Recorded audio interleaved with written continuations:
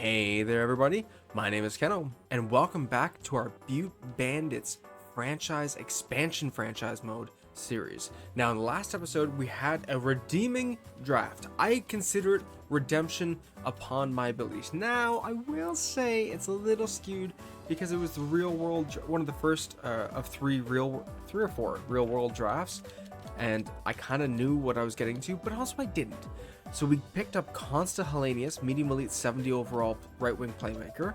We picked up left wing center Clark Caswell, who's a 62 medium elite, and the big one that I consider the steal of the draft, even if he's only 50 overall, medium elite Sven Forstrom, a medium elite left wing grinder. I think I repeated that twice. Look at him. He hopefully will develop. If not, he'll be an asset that we can use to trade and get other forward assets for. But add that onto Peyton Krebs and Daniil Yurov, even Philip Kirshev, especially Nikita Shabrikov, Adam Jekko, Maverick Bork, Jack Finley, John Beecher, Jacob Perreault, Akil Thomas, Henry Nikkanen. We have a lot of offensive potential, a lot of offensive prospects. But the thing that I think we were lacking after that first season wasn't prospects and potential, but rather the actual firepower. And then this free agent class hit us. And this free agent class is stacked. And I looked through it more in between episodes, and I could only find more stacked players. It was absolutely ridiculous what I was stumbling across, even in the lower part. There are teams that have been buying out their players. Blake Coleman, he's still supposed to be signed for the next few years, if I'm not mistaken, and he is now a free agent. So I was looking at getting quite a few players. I was looking at bringing in like Blake Coleman, Brandon Tanev, Radek Faksa were three of like the depth, the gritty pieces I was looking at, but I was wondering, do we even need more grit, or do we just need the offensive firepower? And even there, we're not lacking. Teuvo Teravainen, Brad Marchand, Vladimir Tarasenko, Carter Verhaeghe, Travis Konecny, Taylor Hall, just to name a few. It's pretty loaded. And with endless options like this, it was hard for me to kind of come to a conclusive decision, but I think I've picked who I want to bring onto this team as offensive firepower. Now, there are, again, countless options. Brock Besser was one, Barabanov, Taylor Hall, Travis Konecny if we wanted to add someone for long term, as well as Carter Verhaeghe. Great options for stars, but I wanted to save a little money. Even though we have $22 million to spend, we will be needing to spend it soon. So my options that I thought of were left winger Anthony Duclair. He's looking for 2 years, $2.975 million. I figure we can give him 2 years, $3.25 million, or even 1 year, $3.5 million, just to beef it up a bit. Even cut in half, that's $1.75 million against our cap if we retain. That's a pretty good option, and I think he could explode this year, especially on a wing with Sam Reinhart. So I'm going to give him an option, a contract. I don't believe I'm bringing back Robbie Fabry, but I think he's still an option. But if I bring him back with the other guys that I want to add, it's just going to bump him down the depth chart, or bump someone else down the depth chart if he does well. It's just not something I really want to task myself with. Now, another forward that I wanted to bring in was a more defensive center. I even talked about him in the last video. Look, he still even had 35 points last season, but I wanted to bring in Radek Faksa. He's 30 years old. He's got some pretty good offensive skills, like not too bad. It's the defensive and the aggression. That's what I'm looking at the most. This is a guy we can count on late game, defensive zone draws, everything like that, especially on the penalty kill. So I'm going to be bringing him in. He wants 3 years, $2.75 million. I don't want to sign for his 33, but LA is in on him. So I'm going to give him 2 years, $3.25 million. So kind of like the contract we were going to give Duclair. If I give him one, I don't like to stray more than 1 year off what they're asking for usually, just to kind of limit my own options. I'm going to do it though. I'm going to give him 1 year, $3.5 million. Hopefully he signs that. And then another depth kind of grindy, gritty option that I was looking at, as I said earlier, was Blake Coleman right here. I kind of think that he could be, I feel like he's regressed a bit from a bad season, and if we sign him to 2 years, we might see a boost up in that second year. So I'm gonna give him 2 years at $1.75 million. Now I'm lowballing him here, and I'm kind of betting on him here. I think that he could bounce back It's just I have to give him the right time. He's 32 years old, so he could just have hit natural regression, but I don't believe so. I'm going to give him 2 years, 1.75 million. There's still a chance that he declines it, and maybe that'll be me dodging the bullet. But if he does accept it, I will play him properly to try and get him to develop. I don't think there was anyone else here that I really wanted to bring in the depth options. I think the other one was another scoring forward, and I looked at the options aside from Palmieri, and I did look at not Palmieri, Duclair. And I did look at Kyle Palmieri, bringing him back, because he did do pretty well with us from the moment we called him up. But I still think that I want to go a little more, like, confirmed firepower. And that's where I think I might bring in Brock Besser. 34 goals, 20 assists, 54 points on the season. He's got good all-around skills. He's pretty good with his defensive category, even with that 93 stick checking. Good offensive awareness. I think this guy could be a perfect addition to our team. I don't know if I like the term, but I will give it to him. I'm gonna add a year. Bring him till he's about 32 years old. I think that's a proper time to kind of dump him at, and I'm not gonna go too exorbitant and give him 6 billion to confirm we get him. I still want that error of, like, let fate decide. If some other team does take him, then maybe we weren't meant to have him. So we're going to take him now, or we're going to offer him that contract. Now, I did also want to add some defensemen, so we're going to quickly, not any top defensemen. No Brent Burns, no Brian Dumoulin, no Orlov or Gavrikov. We're looking down here. We're going all the way down here. Down to our depth defenders. Now we got Jacob McDonald here. Immediately right off the bat, I don't mind throwing him, I'll lowball him a bit to see if he can possibly sign somewhere else. But I wouldn't mind having him on the team. Casey Fitzgerald, I think, is another one that I'll bring on. Is that Casey or Cavan? I think that's Casey. Give him 1 year. I'm going to give him 1 year, 1.25 million. Again, lowball him a bit, so if he doesn't sign, he doesn't sign. Kind of a big whoop, you know. That might be all I give out. No, I do need more. So maybe Johnny Kovacevic. Yeah, he's pretty good defensively. He might be good as a defensive call-up. Just 1 year, 1.2. Give him exactly what he wants. Maniscalco will be the other one. I think that's perfect for options right there. Again, 1.25. I think that's pretty good. And then one depth. Now, UC Saros is available, but Gustafsson didn't let us down. I think he was one of the best players of our season, aside from obviously Brandon Montour, our legendary defender. I think I'm going to keep with Gustafsson for now, especially since we have Dustin Wolf in the back. And I'm going to give a depth contract out. I'm looking for a name that pops out of me. I think I'm just going to bring back Bussy. Okay, so I think that's all that I need to do here. Let's look at maybe giving contract extensions out, just to get that out of the way. Oh, that's right. Adam Lowry wants quite a bit of money, and I just don't feel comfortable giving him that right now. I'm not signing these two to extensions. I think that's really it, aside from our goalies. Shabrikov, Harvey Pinard. I did forget we have Harvey Pinard. Connor Timmins needs a contract. I can't really sign him yet, though. Okay. Gustafsson, our goalie situation. I wouldn't mind giving him like 6 years, 5.75. I know I can go lower with the 85% trick, but I think I want to stick it around here. 6 years, 5.75. That's not going to make me too upset. I'm going to offer him that, see what he thinks. Dustin Wolf, I know, is asking for stupid. Yeah, 7.2 million is not happening. Not until I know that he is a guaranteed, like, shutting the door every game type of goalie. And Gustafsson was kind of that last season. So let's sim ahead a few days. I did offer some coaches contracts, and I did bring in some scouts, including Carey Price. As you can see, I fired my head coach, and then I've rehired him, so you'll see that in a second. Oh, geez, Barrett. Yeah, so Milan Baran is going to be back as the AHL head coach because he has that A+. I also brought back Brendan Urquis after firing him because he didn't do too bad and he had A+ teaching. And now let's quickly sim through this. We did lose out on Grant Gostad. He was an A+ coach. That's a bit unfortunate. Let's just quickly get through. Oh, there, Carey Price did accept. Wade Mayer. Vera Cronwall. Why did I say Cornwall? Okay, I think that's it. Let's go to... Oh, so Blake Coleman does accept. I like the fact that I can take on a leadership role on your team based on my skills. That's actually what I was looking for. Radek Faksa does accept. I'm truly humbled that you chose to offer me. I didn't really offer him that much more. I thought I maybe lowballed him there. Or no, I gave him 1 year, 3.5. That's right. Casey Fitzgerald signs, Jonathan Kovacevic signs, Anthony Duclair does join, Jacob McDonald signs, Brendan Bussey signs, John Maniscalco signs. I think he's going to sign. Let's see. Philip Gustafson accepts his contract extension.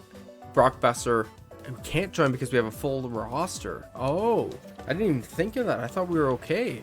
Let's see if we can move out Mason Marchment. Free up some cap space too.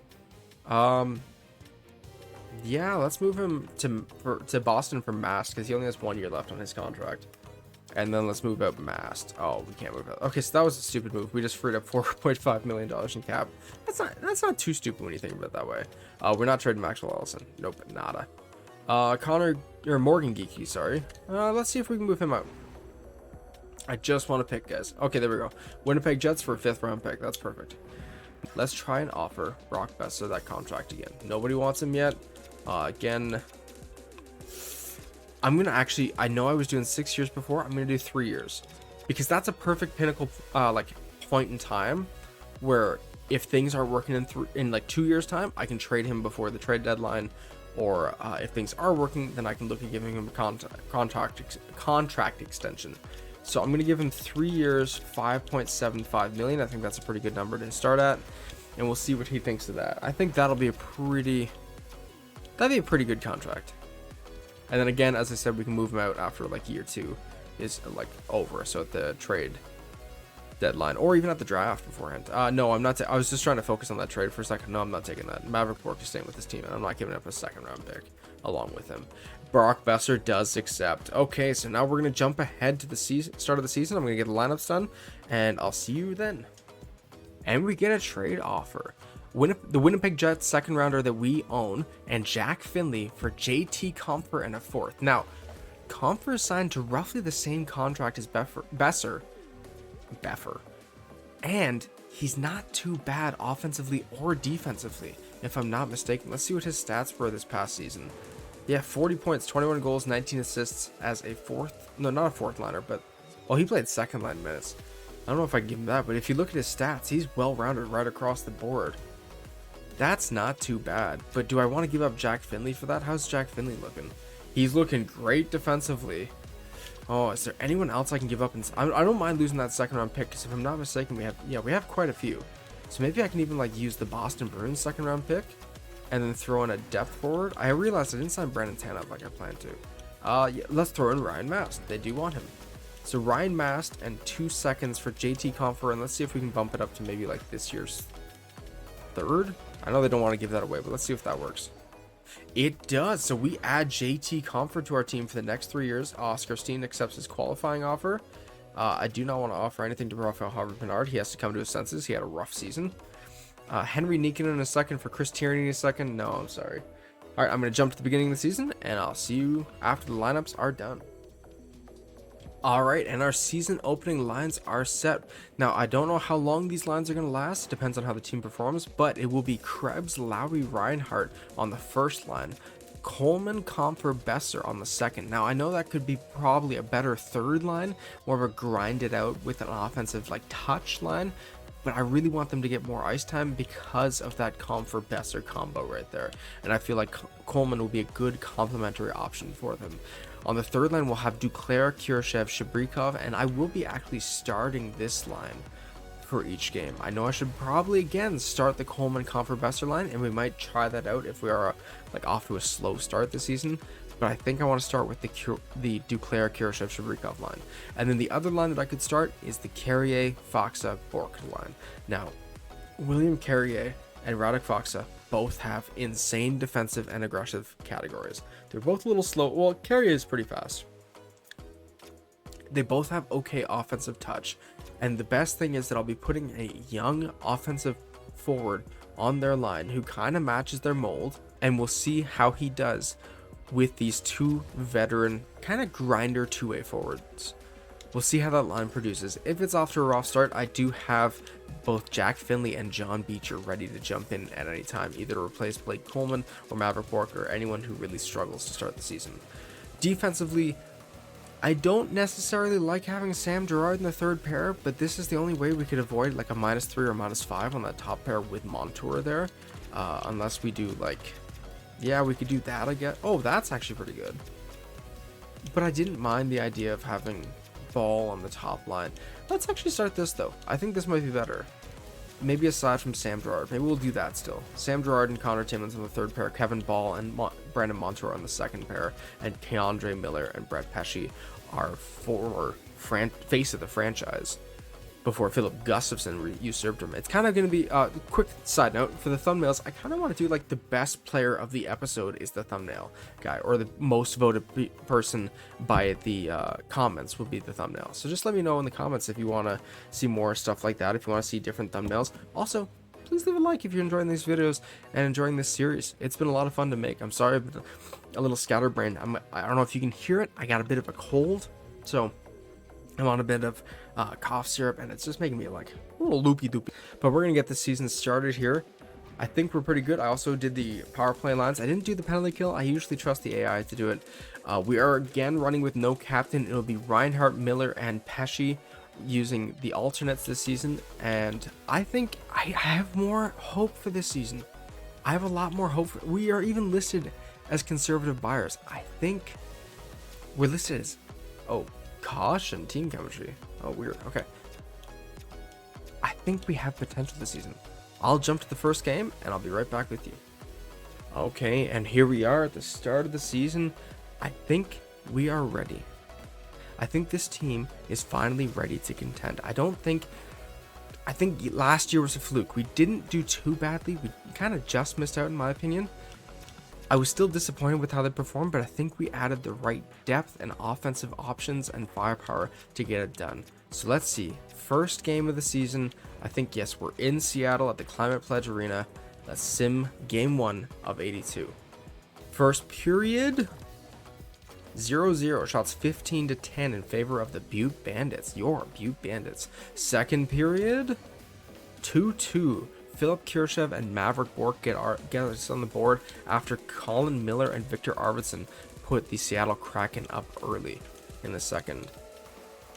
That's a pretty good response. We got a power play goal from Philip Kirchev. I'm not too displeased. 30 shots to 21 in favor of us. That's pretty good. Okay, let's see how the third period winds out. I think I'm gonna do a slow sim for it. We'll see if our Butte Bandits can get one and keep a lead, or if we're gonna be fighting to the death here. Oh, we do get one. Newcomer Radek Faksa puts us up 3-2. We haven't got many shots this period. Seattle's kind of catching up in the shot clock. We're starting to get more now later in the period, and we add one, an empty netter from another newcomer in Brock Besser, and your Butte Bandits win the first game of the season 4-2 over the Seattle Kraken. That's impressive. I'm not too unhappy with. I'm pretty happy with that, you'd say. Besser with 2 points. That's a pretty good start to the season. Let's go through our first 5 games in this video, see just how our team is kind of shaping up. Maybe a few more. We'll see how this goes. Okay, second game against the Vegas Golden Knights. Quick sim this one. A 3-2 shootout lost. That's not too bad. Another point for Besser. Okay, game 3 against the Carolina Hurricanes, and we lose that one in a shootout as well. 5-4 this time. Besser's putting up good points though. 1-0-2 so far through 3 games. Game 4 of the season against the Washington Capitals, and we do lose that one, so I will be going to my rule, which is usually 2 losses in 3 games, and you do get swapped. So Kirchev, I think he's the starter currently, or Gustafson, I think he's the starter currently. Let's put Dustin Wolf in for a few games and see how he does. Game 5 of the season coming up against the St. Louis Blues, who currently don't have a win. So let's see. We're going to slow sim this one to see how we do. See if we can keep the losing streak going. And first period, we go up 2-0. 9 shots to 12 in favor of St. Louis, but we're not doing too bad. Nikita Shabrikov gets on the board. I don't know if that's the first of his career, but we'll see. And Anthony Duclair, another newcomer. I don't know how he's doing, but good to see him. Oh, I accidentally hit the button, and that looked insane. Second period, 6-1. Connor Timmins, Nikita Shabrikov again, and Anthony Duclair finishes the hat trick. Pavel Buchnevich tries his best to get the St. Louis Blues in the game, but we just stomped him right after that.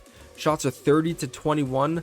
Dustin Wolf is doing pretty good. Let's see if he keeps the door closed. Oh, I just noticed we got a goal from Connor Timmins with 1 second left in the period. That's gotta be so deflating if you're the St. Louis Blues right now. Okay, and period 3, the score will stand. Shots 35-30, so they kind of put the onslaught on us in that third period. But Dustin Wolf stood tall, only allowed 1 goal on 30 shots. Let's look at the 3 stars there. Nikita Shabrikov with 4 points, Duclair with the hat trick, and Timmins with 3 points. Oh, nothing for the outstanding performance by Dustin Wolf, or were they all like waffles from the point? Shabrikov now leads the team in points with 7 through 5 games. I don't want to look at the stats just yet. I know I said I was going to do 5, but we're going to do another home game here at the Butte Whole Food Center, the Butthole Food Center, against the Nashville Predators, who are also off to a pretty rocky start for the season. Let's see how we do against them. They just picked up a win, but they are going to be playing the second half of a back-to-back. I'm going to slow sim this one again because it's kind of fun to slow sim them. Okay, first period. Oh, Nashville kind of put the gas down. Nyquist, Yossi, and Cody Glass respond for Adam Lowry getting an early goal. So that's a rough start to the game for us. But let's see how we respond in the second period. We get one back. Nikita Shabrikov gets one on Brian. Is that Brian Elliott? I thought he was retired. Shots are even, 22 apiece. We'll see if we can tie it up in the third. I'm just going to quick sim it. Let's go. We don't. Oh my gosh. Pavelski, Parsonen, Forsberg, and Tomasino. Oh, Wolf got run out of the net after 6 goals. That's a rough loss there. That's a rough loss. I'm going to keep going. We're going to get to 10 games because I like to give it like good sample sizes.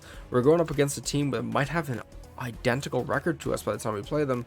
And they do. 2-2-2 for both of us. Let's see how we do. I'm just going to quick sim this one. 6-5 loss. Okay, so Wolf has now lost 2 in a row after that spectacular first start for the season. So we're going to swap him back out. Not going to look at the stats yet. Gustafsson goes back in. Let's see how he does through the next 3 games, including a back-to-back here against Colorado, who he loses, and Edmonton, who he loses. Oh, this is so unfortunate. Again, off to a bad start of the season. We're going to have to change lines, change the lineups by the 10th game here. Game 10 against the Minnesota Wild. Let's see how the team does. They're also struggling. We struggle more. Oh my gosh. That's just so deflating. So deflating. Okay, so let's see how Coleman's doing. He's got 8 points in 10 games. Comfer with 2.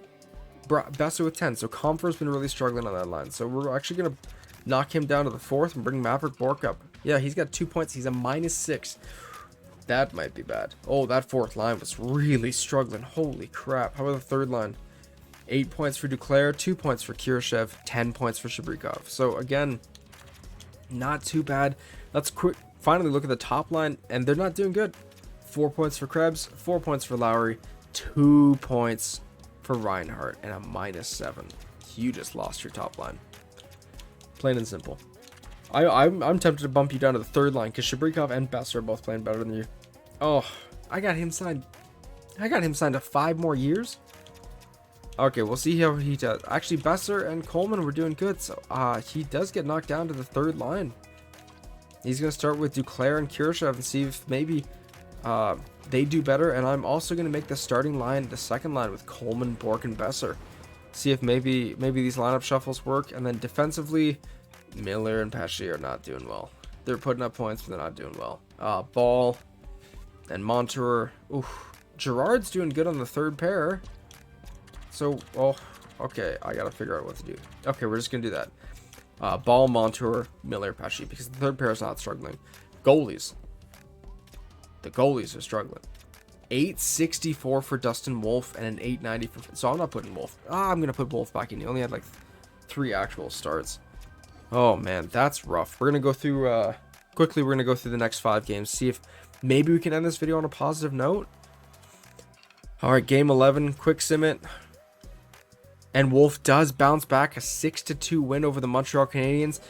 Game 12 against the Tampa Bay Lightning, 2nd half of a back-to-back. Will he stand tall again? He does, another 6-2 win. So these lines are immediately converting. Shabrikov with 14 and 12 now. Game 13 against the Boston Bruins, another back-to-back. We'll see how Wolf does with this one. Against the Boston Bruins, a 4-3 shootout win, and Besser now has 15 and 13. Impressive. Okay, now against the Vancouver Canucks on a very special day for me. Let's see what happens. Can we even it up to a 6-6-2 record? Let's see what happens. Nah, we don't. We drop the ball, lose to the Vancouver Canucks 5-1. I'm still going to give Wolf this next game. I possibly shouldn't. I should probably keep a tighter leash, but I think he can bounce back after those 3 pretty impressive games. Game 15 of the season, and we don't respond. A 3-2 loss, and that does mean Wolf loses the net. All in all, I'm not too upset. Not too upset with that last 5 games. 10 points in 15 games for Krebs now. That's pretty good. 6 and 15 for Lowry. 14 and 15 for Shabrikov. Yeah, some pretty good. Bork is 4 and 15. 11 and 15 for Coleman. So that's a great decision to put him on the second line with Besser. I expected it to be Besser and Comfer as the powerful combo there, but you get what you get. Like, you take what you can get, you know? Not get what you give. You take what you can get. Duclair on the third line, 12 points in 15 games. Kurashev with 4 points in 15 games. And Reinhardt he's got 3 points in his last 5 games. He kind of has a +1 in that last 5, if I'm not mistaken, because he's a -6 and he was a -7. So not bad all in all. Call me stupid. I'm going to bump Bork back down to the... I don't know how many points he had. I think he had 2. So he had 2 points in 5 games there. What did Comfer do? I think he actually did pretty well. That third line actually did pretty... You know what? I'm not going to change up anything. The team did pretty decently. Kevin Ball with 1 point in 15 games. 11 points. He's doing better. Second pair, okay. And that third pair, again. Gerard's doing really well. And then Wolf up to an 897. Back from an 864 to an 897. He did pretty well there. Still want to see more from him. We're going to knock him back into the backup seat and put Philip Gustafson back in net. But that's probably going to wrap it up here. In the next video, again, we'll go all the way to the trade deadline and see how this team does in the long run. I'm probably going to micromanage them a bit because I don't want to be a struggling team this season. I really don't. I want the team to be better. But they can only do... They can only do subpar so far. It's really upsetting. But I'll see you guys in the next video. Thank you guys so much for joining me. If you like this video, please leave a like down below and let me know what type of content you want to see more of. And you know, if you have any suggestions for line combinations or what we should be doing, or maybe who we should give a shot to, let me know in the comments down below. I always love feedback. I always give a little bit of time for some feedback between videos. But thank you guys so much for joining me. This has been a blast, and I'll see you guys as we try to right this wrong ship that we've made again. I don't get how I'm being embarrassed so badly by this team. See you guys.